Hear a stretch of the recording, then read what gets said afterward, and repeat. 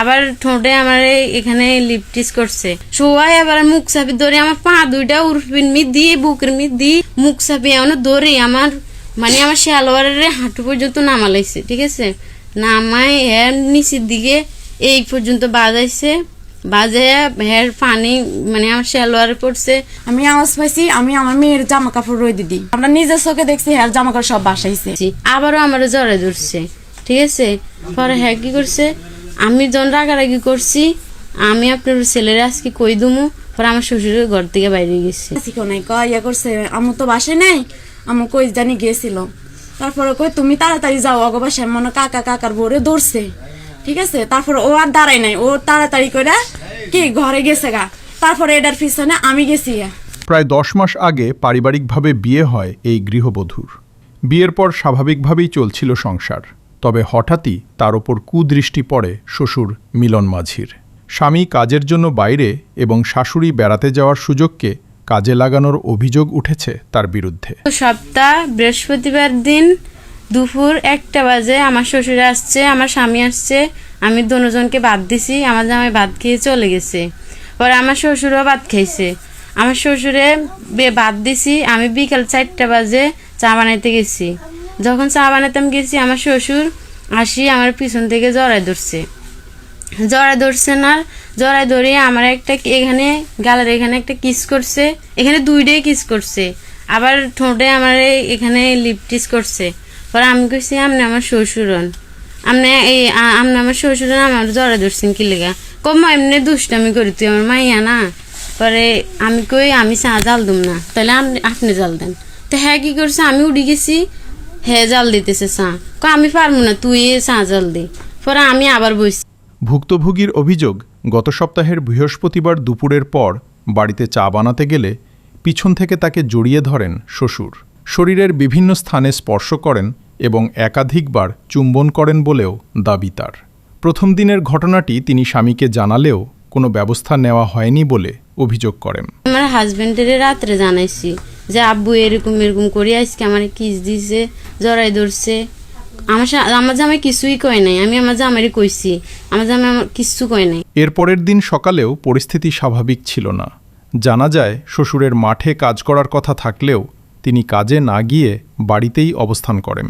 এক পর্যায়ে রান্নাঘরে ভাত রান্নার সময় গৃহবধূর পাশেই দীর্ঘ সময় বসে থাকেন। কালকে ঘটনা 10টার দিকে আমি 6:30 বাজে ঘুম থেকে উঠছি, ঘর ঝাড়ু দিছি, থালবাড়ি ধুইছি।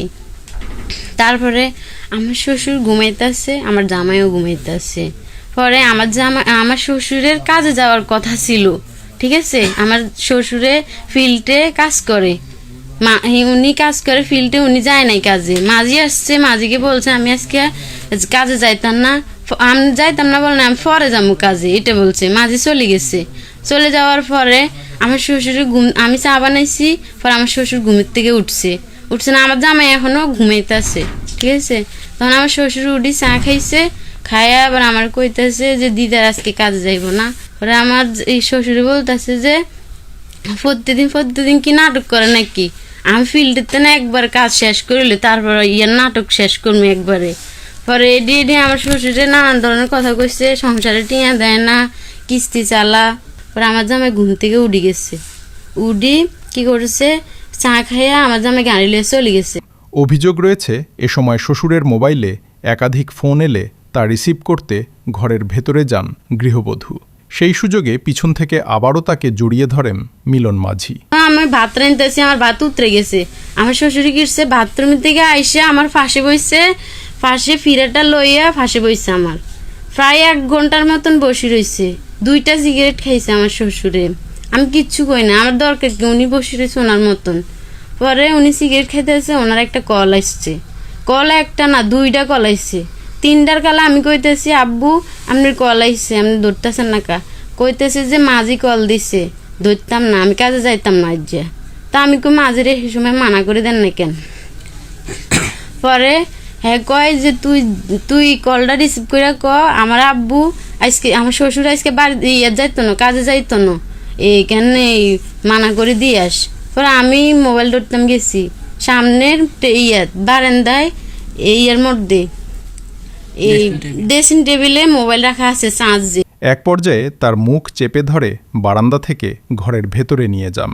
গৃহবধূর দাবি, ঘরের ভেতরে নিয়ে ফ্রিজের পাশের মেঝেতে তাকে ফেলে দেন অভিযুক্ত।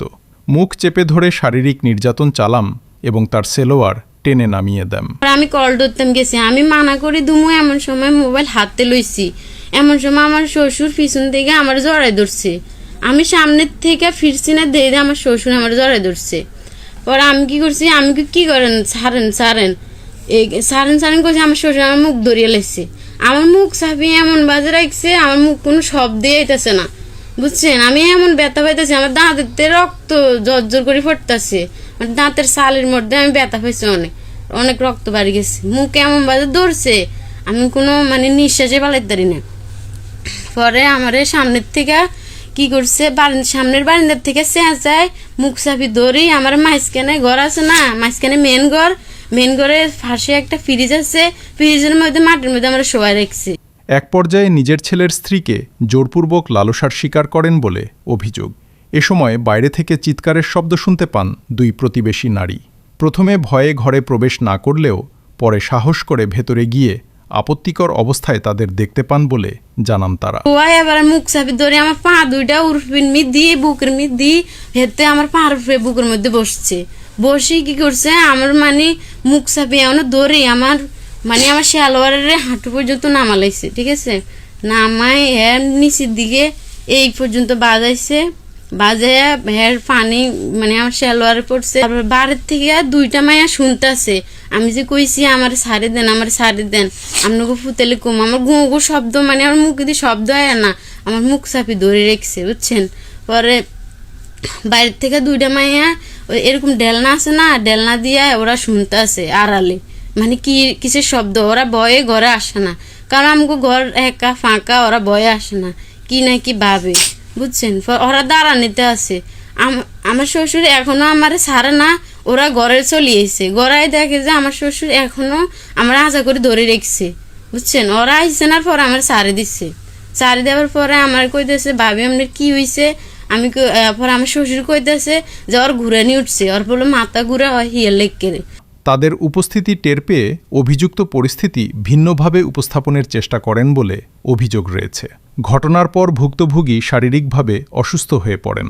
আমার চুল টুল সব আইলেন আসছিল, আমার শেলোয়ার এতটুকু নামেন আসছিল, আমি উঠে লাইছি জনর আইসি, বুঝছেন। আমার চোখ দিয়ে পানি পড়তেছে, রক্ত জড়তেছে। তখন আমার শ্বশুর কইতেছে আমার, বুঝছেন, আমি আওয়াজ পাইছি, আমি আমার মেয়ের জামা কাপড় রয়ে দিদি হ্যার পরে যাই। আমি মানে ভয়ে এদিকেও তাকাই, আমার শাশুড়ি ডাকে না লাই, ওদিকেও তাকাই, বুঝছেন।